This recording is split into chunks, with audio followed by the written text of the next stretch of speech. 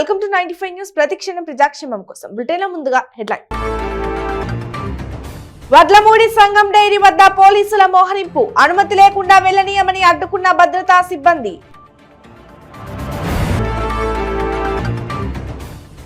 అక్రమంగా తరలిస్తున్న గల్ఫ్ దేశ మద్యం. 43 లీటర్ల మద్యం బాటిల్ స్వాధీనం చేసుకున్న సెబ్ అధికారులు.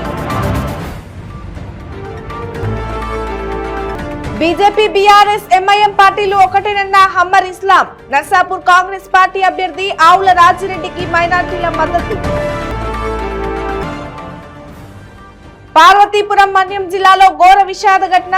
చేతికొచ్చిన పంటను కోసుకెళ్లిన గుర్తు తెలియని దుండగులు. డీటెయిల్స్ చూద్దాం.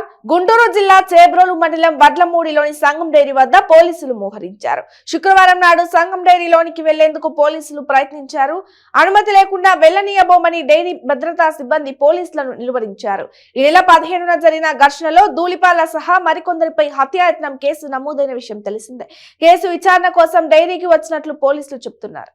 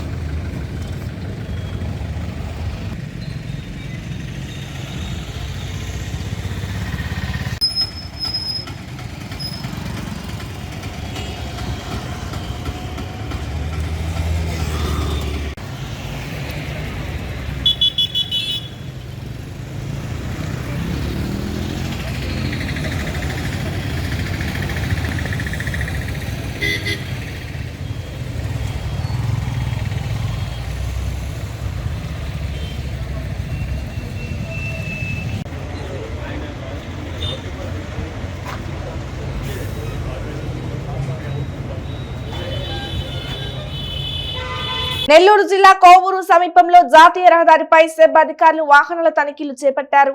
ఈ తనిఖీలలో చెన్నై నుండి వైజాగ్ వెళ్తున్న శ్రీకృష్ణ ట్రావెల్ బస్సులో గల్ఫ్ దేశాలకు చెందిన 43 లీటర్ల మద్యం బాటిళ్లు సెబ్ అధికారులు స్వాధీనం చేసుకున్నారు. ఈ సందర్భంగా సెబ్ సిఐ నరహరి మీడియా సమావేశం నిర్వహించి వివరాలు వెల్లడించారు. అక్రమంగా మద్యాన్ని తరలిస్తున్న 3 వ్యక్తులను అదుపులోకి తీసుకున్నామని తెలిపారు. వీరు చెన్నైలోని నవీన్ అనే వ్యక్తి దగ్గర నుండి మద్యాన్ని తీసుకుని వైజాగ్ లో ఉన్న వెంకటేశ్వర్లకు అందజేస్తున్నారని తెలిపారు.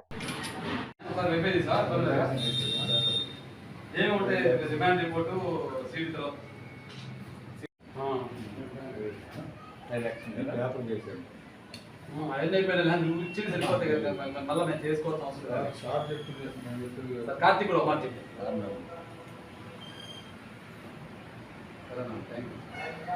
తిరుపతిగా ఏమన్నా ఇప్పుడు మేము మీడియట్ రిపోర్ట్ 10కి క్లీన్ చేసినప్పుడు 22 ఉంటుంది. 1 గంట పని చేసినప్పుడు 23తో సంతకం పెట్టాలి.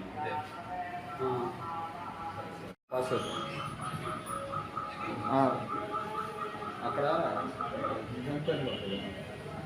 నర్సాపూర్ పట్టణంలో కాంగ్రెస్ పార్టీ అభ్యర్థి ఆవుల రాజిరెడ్డికి మద్దతుగా ఆయన క్యాంపు కార్యాలయంలో మైనార్టీల సమావేశం జరిగింది. ఈ సమావేశానికి AICC minority cell chief observer Hammar Islam ముఖ్య అతిథిగా హాజరయ్యారు. ఈ సందర్భంగా ఆయన మాట్లాడుతూ ముస్లిం మైనార్టీలు కాంగ్రెస్ పార్టీకి అండగా ఉండాల్సిన అవసరం ఉందన్నారు. బీజేపీ, బీఆర్ఎస్, ఎంఐఎం పార్టీలు ఒకటేనని ఆయన విమర్శించారు.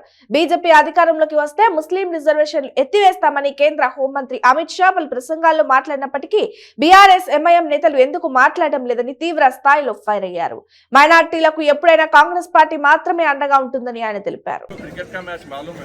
क्रिकेट कैसा रहता, लीग मैच होता, उसके बाद सेमीफाइनल, क्वार्टर फाइनल, उसके बाद फाइनल को जाना पड़ता. ये अपना सेमीफाइनल समझो. यहाँ पे जो रिजल्ट आ रहा वो रिजल्ट कल नेशनल इलेक्शंस पे इम्पैक्ट करता. उसका मसला क्या है, आप लोग यूपी के इलेक्शन को अगर ले लिए, यूपी में जो रिजल्ट आता वो रिजल्ट ऑल इंडिया के ऊपर थोड़ा इम्पैक्ट करता. वहाँ पे अब हमारे भाई जाके जो सो क्या कि सत्यानाश कर दिया वहाँ का इलेक्शन. मैं वो सब चीज़ें नहीं सुना. और यहाँ अपने को क्या है, 2 ही चीज़ सोचना है, एक कांग्रेस, दूसरी बीजेपी, तीसरी पार्टी की सोच ही नहीं है अपने को. क्योंकि इन्हें कांग्रेस और बीजेपी ईस्ट एंड वेस्ट कभी वो लोग एक नहीं होते. आप लोग पीछे से भी जायजा लीजिए, यानी कि चाहे वो टीडीपी होंगी या और कोई पार्टी होंगी या आज टीआरएस से बीआरएस बनी हुई पार्टी होंगी, किसी ना किसी वक्त किसी ना किसी मौके पे बीजेपी की तायद करे सोचे. आप एक ऐसा मौका ढूंढिए जो कांग्रेस पार्टी कभी बीजेपी का सपोर्ट करी. वो होने वाली बात नहीं है और होती भी नहीं।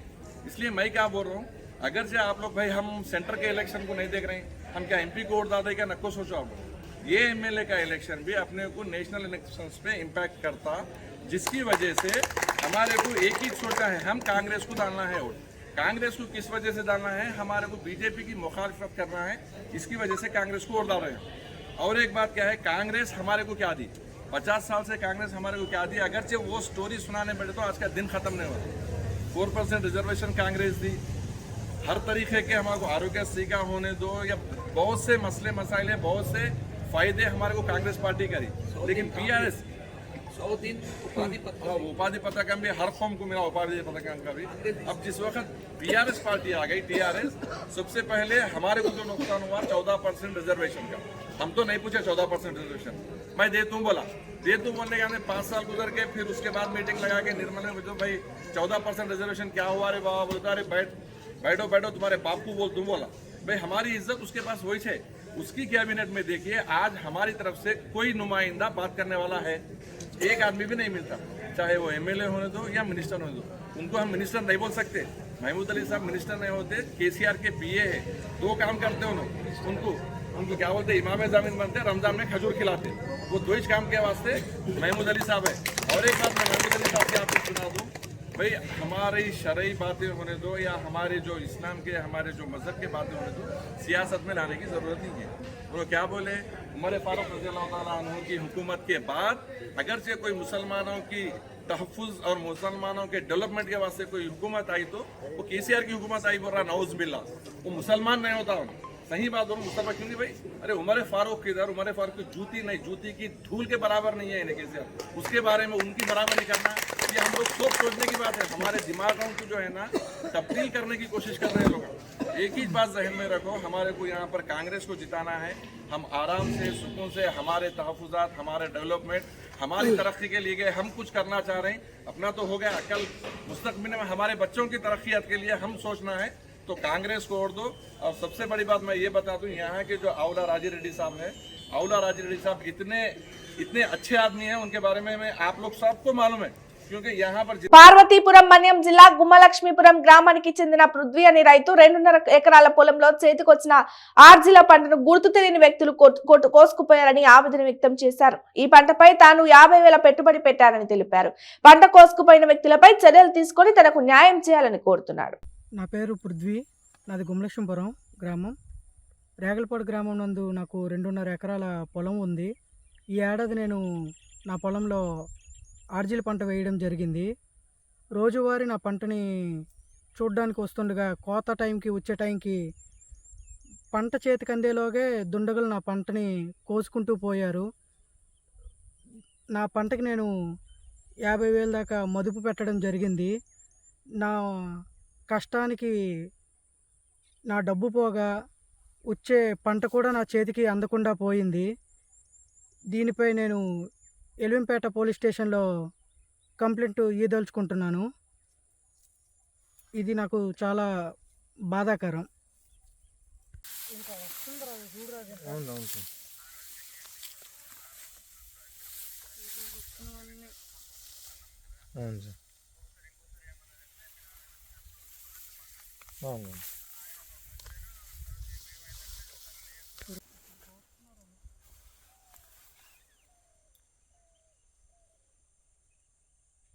పంట కూడా పండలే.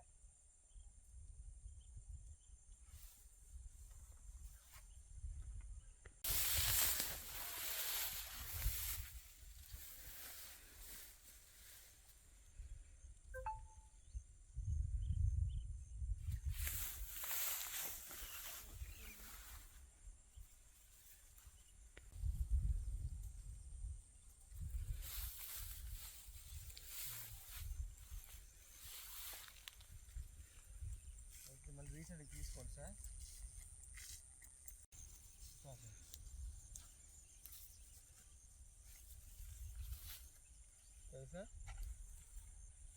సార్ చదివాను సార్.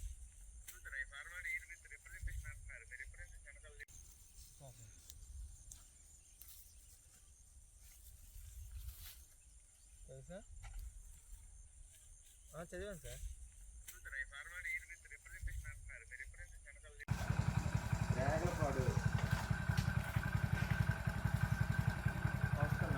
మలక్పేట్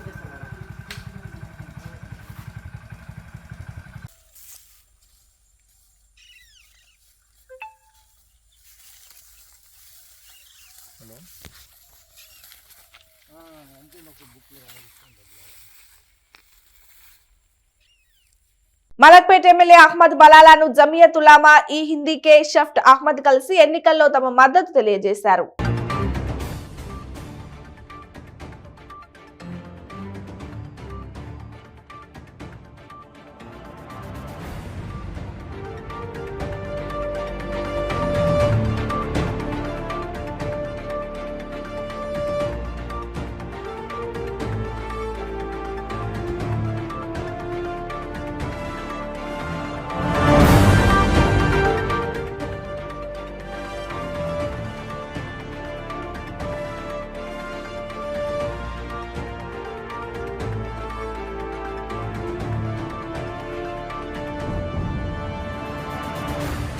సంగారెడ్డి జిల్లా నారాయణఖేడ్ నియోజకవర్గంలో ఈ నెల 27వ తేదీన గిరిజన ఆత్మగౌరవ సభ సాయిబాబా ఫంక్షన్ హాల్లో నిర్వహించబడుతోందని, ఈ సభకు పెద్ద ఎత్తున గిరిజన సోదరులు విద్యార్థులు తరలి రావాలని భీమరావు నాయక్ తెలిపారు. ఇలా నారాయణ అభివృద్ధి గురించి చేసినామని మాట్లాడుతున్నటువంటి వాళ్ళ ప్రతి ఒక్కరి చరిత్ర, ప్రతి ఉన్నటువంటి వాళ్ళ యొక్క వైఖరి, వాళ్ళు ఇలా అవైలబుల్ ఇస్తున్నటువంటి వాళ్ళ పరిస్థితులను వివరించబోతున్నా. ఈ అంశాలపైన నేను నిరుద్యోగ ఆత్మగౌరవ సభ, ఆత్మగౌరవం అందరికంటే ఏ కులమైనా సరే, ఏ మతపరిస్థితి చాలా గొప్పది. ఇలా అంబేద్కర్ సాక్షిగా ఎందుకు చెప్తున్నానంటే 3 తరాలుగా ఇక్కడ గిరిజన నాయకులు ఏకపక్షంగా ఎవరికైతే ఓటేస్తారో వాళ్ళే ఇవాళ గెలుపుని దగ్గరలో ఉంటారు. అలాంటి వాళ్ళు మన ఉప ఎన్నికల్లో చూసామంటే టీఆర్ఎస్ ప్రభుత్వానికి ఓటేసి గెలిపిన ఘనత కూడా ఇవాళ కాంగ్రెస్ పార్టీలో కానీ లేకపోతే బీఆర్ఎస్ పార్టీలో కానీ గిరిజనులదే.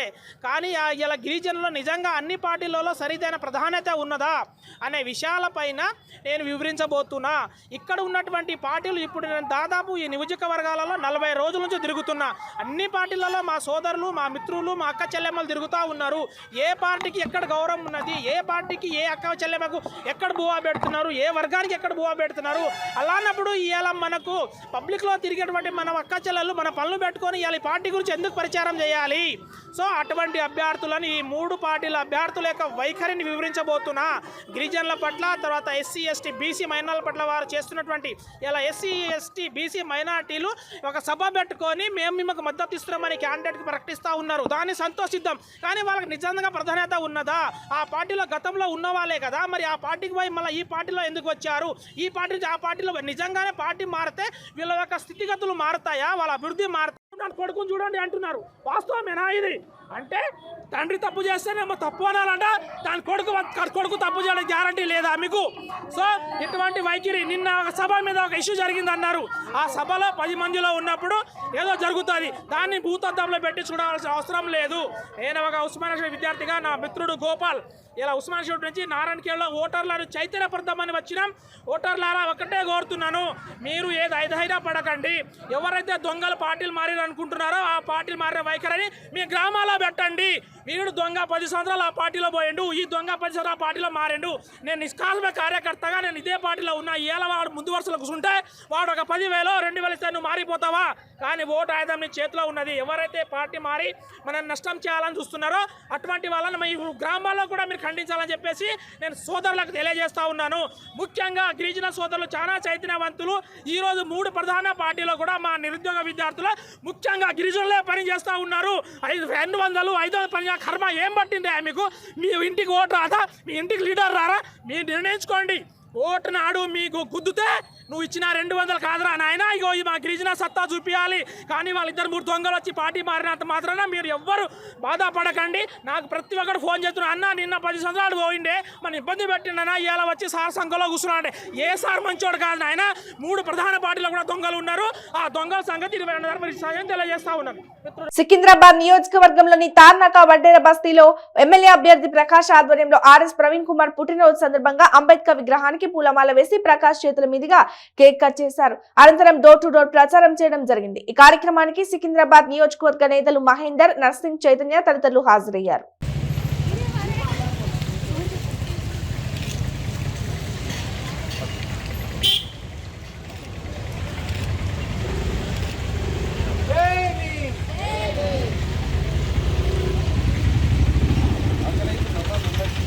అందరికీ జై భీమ్, జేఆర్ఎస్పి, జేబీఎస్పి.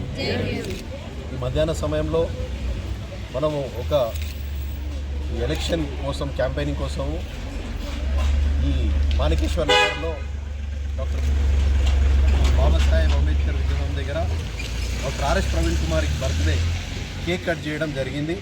ఇది ఎంతో అదృష్టంగా భావిస్తున్నాను. మన బెంజీ మన రాష్ట్రంలో ఉండగా, ఆర్ఎస్ ప్రవీణ్ కుమార్ సార్ క్యాంపెయినింగ్లో ఉండగా ఈ కేక్ వారి తరఫున, ఈ నియోజకవర్గం అందరి తరఫున కేక్ కట్ చేయడం నా అదృష్టంగా భావిస్తున్నాను. నేను ప్రకాష్ వెలుపుల సికింద్రాబాద్ ఎమ్మెల్యే అభ్యర్థి. ఈరోజు ఆర్ఎస్ ప్రవీణ్ కుమార్ గారిది 57వ బర్త్డే జయంతి, రైట్, జన్మదిన శుభాకాంక్షలు తెలుపుతూ వారికి వీరందరి తరఫున మీరు మాకు ఇచ్చిన ఈ అవకాశానికి గాను మీ కృతజ్ఞతలు చెప్తూ, మా ఆర్ఎస్పి భావజాలంలో మన బీఎస్పీ యొక్క ఐడియాలజీలో మేము ముందుకెళ్తున్నాము. ఖచ్చితంగా ఈసారి మేము గెలుస్తాము. మనం చూస్తే ప్రవీణ్ కుమార్ గారు మంచి పోస్టు, ఒక ఐపీఎస్ ఆఫీసర్గా additional director general of police and director general of police అయ్యే అంత సర్వీస్ ఉండగా బీఆర్ఎస్ తీసుకొని బీఎస్పీలో జాయిన్ అయ్యి వీళ్ళందరి బతుకులు బాగుపడాలని, ఈ డివిజన్ వాళ్ళది, ఈ రాష్ట్రం వాళ్ళవి, వెనుకబడిన మరీ ముఖ్యంగా బీసీలై, ఎస్సీలై, ఎస్టీలై వెనుకబడిన బతుకులు బాగుపడాలని ఆయన లైఫ్ సాక్రిఫైస్ చేస్తూ ఆయనకున్న సర్వీస్ని వదులుకొని మనలో వచ్చి మన మధ్యలో ఉండి వీరందరి కోసం కృషి చేస్తున్నారు. అందులో భాగంగా నేను కూడా కొంత కృషి చేసి ఖచ్చితంగా ఈ నియోజకవర్గాన్ని ఆర్థికంగా, విద్యావంతంగా, హెల్త్ పరంగా, ఎంప్లాయ్మెంట్ పరంగా నేను ముందుకు తీసుకెళ్తానని, దానికి కావాల్సిన కృషి చేస్తానని, మరి ఈ వర్షంలో కూడా ఇంతమంది మహిళలు గ్యాదర్ అయ్యి వీళ్ళందరూ వాళ్ళ భవిష్యత్తులు బాగుండాలి, వాళ్ళ కుటుంబాల భవిష్యత్తులు బాగుండాలని మన కోసం కష్టపడి పనిచేస్తున్నారు. మీ అందరికీ పేరు పేరున కృతజ్ఞతలతో జై భీమ్, జేఆర్ఎస్. ఈరోజు కర్ణాటకలోని ఒంటరి బస్సులో విచ్చేసిన మన మీడియా మిత్రులకి, అలాగే మన సికింద్రాబాద్ ఎమ్మెల్యే అభ్యర్థి ప్రకాశన్న గారికి, అలాగే మన ప్రెసిడెంట్ నరసింహన్న గారికి, అలాగే చైతన్యక్క గారికి, అలాగే సుమలతక్క గారికి, అలాగే మన చంద్రహాసన్న గారికి, అలాగే ఇక్కడికి వచ్చిన అమ్మలకు, అక్కలకు, అన్నలకు అందరికీ పేరు పేరున ధన్యవాదములు. ఈరోజు మన doctor RS Praveen Kumar sir పుట్టినరోజు సందర్భంగా ఇక్కడ అంబేద్కర్ విగ్రహానికి పూలమాల వేసి మన సికింద్రాబాద్ ఎమ్మెల్యే అభ్యర్థి ప్రకాశన్న చేతుల మీద కేక్ కట్ చేయడం జరిగింది. ఇలాంటి ఈ అసెంబ్లీకి మన ప్రకాశన్న లాంటి వ్యక్తి రావడం చాలా గొప్ప అవకాశం ఇది. అన్నలాంటి వ్యక్తి 100లో 10% ఉంటారు. ఇలాంటి వ్యక్తి మనకు పోతే మళ్ళీ దొరకరుగా. కావున మనము అందరం కలిసికట్టుగా పనిచేసి అన్నను భారీ మెజారిటీతో సికింద్రాబాద్లో నీలి జెండా ఎగిరేసి అసెంబ్లీకి పంపిద్దాం. ఇంతటితో సమయానికి సమకరించిన వీడియోకు జై భీమ్, జై భారత్, జై హింద్. ఇక కావాలనే కుట్రతోనే తనపై ఆరోపణలు చేస్తూ ఇంటిపై కాంగ్రెస్ నాయకులు రాళ్లతో దాడులు చేశారని మాజీ పోలీసు అధికారి సుభాష్ చంద్రబోస్ పేర్కొన్నారు. ఖమ్మం నగరంలోని శ్రీరామ్ హిల్స్ లో ఉన్న తన నివాసంలో ఏర్పాటు చేసిన విలేకరుల సమావేశంలో ఆయన మాట్లాడారు. ఆయన ఫిర్యాదు మేరకు పోలీసులు కేసు నమోదు చేశారని, మంత్రి పువ్వాడ అజయ్ కుమార్ కుటుంబానికి సన్నిహితంగా ఉన్న నేపథ్యంలోనే కాంగ్రెస్ నేతలు తన ఇంటిపై దాడి చేశారన్నారు. కొంతమంది అరాచక కార్పొరేటర్లు, చావా నారాయణరావు కానివ్వండి, కమర్తపు మురళి కానివ్వండి, కార్పొరేటర్ల భర్తలైన నరేందర్ కానివ్వండి, నాగుల్ మీరా, మనోహర్, మందడపు మనోహర్, సాధు రమేష్ రెడ్డి, ఇలా అందరూ కూడా తలా ఒక 20 మందిని, దాదాపు ఒక 200 మందిని తీసుకొని నా ఇంటి మీద దాడి చేశారు. వెనక నుంచి రాళ్ళు వేశారు. మేము తలుపులు వేసుకొని ఉన్నాం అప్పటికే భోజనానికని చూసుకొని. ఈలోపు నేను ఈ సందర్భంగా నేను పోలీసుకు ఫోన్ చేయడం జరిగింది, నా ఇంటి మీద దాడి జరుగుతుందని. ఈలోపు పోలీసు వచ్చారు. పోలీసు వచ్చి నన్ను ప్రొటెక్ట్ చేశారు. ఈ మొత్తం దాడికి, ఈ కుట్రకి తుమ్మల నాగేశ్వరరావు బాధ్యత వహించాల్సి ఉంటుంది. అతని కుమారుడు యుగంధర్ నా మీద ఈ దాడికి వారందరిని ఉసిగొలిపారు. అవకాశం ఉంటే నన్ను చంపుదామనే కార్యక్రమంలోనే అంతమంది రావడం జరిగింది. ఈ మధ్యలో తుమ్మల నాగేశ్వరరావు గారు మీటింగ్లో చెప్తూ, నాకు అంతకుముందు బాడీ గార్డ్స్ ఉన్నారు, మీన్స్ గన్మెన్ ఉన్నారు, ఆ గన్మెన్ కూడా నేనేదో డీజీకి ఫిర్యాదు చేసి తొలగించామని ఆయనే బాహాటంగా చెప్పాడు. అంటే దాని ఉద్దేశం ఏంటంటే నాకు ఎటువంటి రక్షణ లేకుండా చేసి నన్ను చంపే కుట్రలో భాగంగా ఇవన్నీ ఆయన చేయడం జరుగుతూ ఉంది. దీనికి ఎవరు మేము భయపడేది ఏం లేదు. వారి మీద, తుమ్మల నాగేశ్వరరావు మీద, వారి కొడుకు మీద మిగిలిన ఎవరైతే నా మీద దాడికి ప్రయత్నం చేశారో వాళ్ళందరి మీద కూడా నేను అటెంప్ట్ మర్డర్ కేసు ఫిర్యాదు నేను ఖానాపురం హవేలీ పోలీస్ స్టేషన్లో ఇవ్వడం జరిగింది. తర్వాత పోలీసు వాళ్ళు చర్యలు తీసుకుంటారు. ఇది ఖమ్మం చరిత్రలో నేను 35 సంవత్సరాల క్రితం నేను ఇక్కడ ఎస్ఐగా ఉద్యోగానికి వచ్చాను. ఇప్పటి వరకు ఎప్పుడూ ఇటువంటి హూలిగానిజం కానీ దౌర్జన్య కాండ కానీ మేము ఎప్పుడూ చూడలేదు. చాలా అరాచకంగా ప్రవర్తిస్తున్నాడు తుమ్మల నాగేశ్వరరావు. కేవలం ఓటమికి భయపడి మాత్రమే ఇటువంటి పిరికిపంద చర్యలకు అతను పాల్పడుతున్నాడు. ఈ పిరికిపంద చర్యల మూలంగా కానీ ఇది ఎవ్వరూ భయపడాల్సిన అవసరం లేదు. ఇక్కడ ఖమ్మం జిల్లా ప్రజలు వాటిని ఎలా తిప్పగొట్టగలరో ప్రజలందరికీ తెలుసు. ప్రజలందరూ కూడా పువ్వాడ గారు వెనుక ఉన్నారు. వాళ్ళందరూ కూడా గమనిస్తున్నారు. ఖమ్మం ప్రజలు ఏం జరుగుతూ ఉంది, ఈ అరాచకాలు ఎప్పుడు చూడండి, మనం ఇప్పుడు ఎందుకు చూస్తున్నాం, ఇది ఎందుకు జరుగుతూ ఉంది అనేది ప్రజలు గమనిస్తున్నారు. దానికి ఖచ్చితంగా వాళ్ళు తుమ్మల నాగేశ్వరరావుకు గుణపాఠం చెప్తారు రాబోయే. గతంలో టీడీపీ హయాంలో బడ్జెట్ ప్రస్తుత వైసీపీ ప్రభుత్వ బడ్జెట్ ఒకటే అయినప్పటికీ గత టీడీపీ ప్రభుత్వం ఎందుకు నగరాన్ని అభివృద్ధి చేయలేకపోయిందని మేయర్ రాయన భాగ్యలక్ష్మి ప్రశ్నించారు. ఆమె విజయవాడలో మీడియాతో మాట్లాడుతూ అభివృద్ధి పేరుతో గత పాలకులు నిధులను స్వాహా చేశారని ఆరోపించారు. మరల ప్రజాధనాన్ని దోచేసేందుకు సిద్ధమయ్యారని ఆరోపించారు. ఇంటి ముందుకు వస్తే ప్రజలు ప్రతిపక్ష నాయకులను ప్రశ్నించాలన్నారు మేయర్ భాగ్యలక్ష్మి. గతంలోన ఏ నిధులు, ఇప్పుడు ఏ నిధులు, కానీ ఈ నిధులతోటి ఈ రోజున్న నిధులతోటి ఇక్కడ డెవలప్మెంట్ అన్నది ప్రతి ఒక్క కళ్ళకి కనిపించే విధంగా ఈరోజు డెవలప్మెంట్ అన్నది మనం చేయగలుగుతున్నాం. కానీ గతంలోన అదే నిధులు దారి మళ్లింపు ఎటు జరిగినాయి, ఎవరి జోబీలోకి వెళ్ళినాయి అన్నది వాళ్ళు తెలియజేయాల్సిన అవసరం ఎంతైనా ఉంది. ఇది ప్రజలు కూడా గమనించాల్సిన అవసరం ఉంది.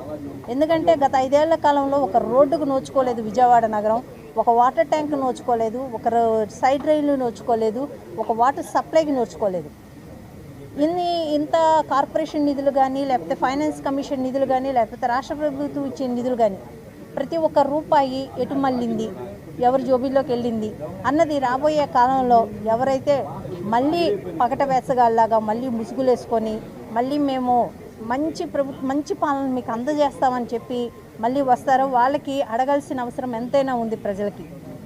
ఎందుకు గతంలో ఈ రోడ్డు వేయలేకపోయినారు, ఇప్పుడున్న ప్రభుత్వం ఎందుకు వేయగలిగింది, ఇప్పుడున్న శాసనసభ్యులు ఎందుకు వేయగలిగినారు, మీరు ఎందుకు వేయలేకపోయినా అన్నది ఒక మాట అడగగలిగితే ఎవరు మీకు ఆన్సర్ చెప్పే పరిస్థితిలో కూడా వాళ్ళు ఎవరూ లేరు.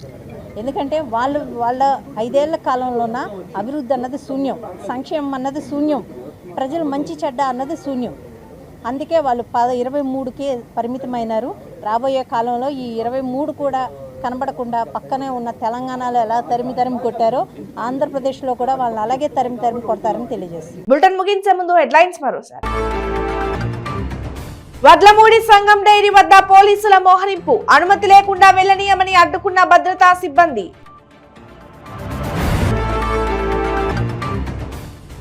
అక్రమంగా తరలిస్తున్న గల్ఫ్ దేశ మద్యం, 43 లీటర్ల మద్యం బాటిల్ స్వాధీనం చేసుకున్న సెబ్ అధికారులు. బీజేపీ, బీఆర్ఎస్, ఎంఐఎం పార్టీలు ఒకటేనన్న హమ్మర్ ఇస్లాం. నర్సాపూర్ కాంగ్రెస్ పార్టీ అభ్యర్థి ఆవుల రాజిరెడ్డికి మైనార్టీల మద్దతు. పార్వతీపురం మన్యం జిల్లాలో ఘోర విషాద ఘటన, చేతికొచ్చిన పంటను కోసుకెళ్లిన గుర్తు తెలియని దుండగులు. ఇవి పోకున్న బులెటిన్ అప్డేట్స్. మరిన్ని అప్డేట్స్ కోసం కీప్ వాచింగ్ 95 న్యూస్. ప్రతిక్షణం ప్రజాక్షేమం కోసం. నమస్తే.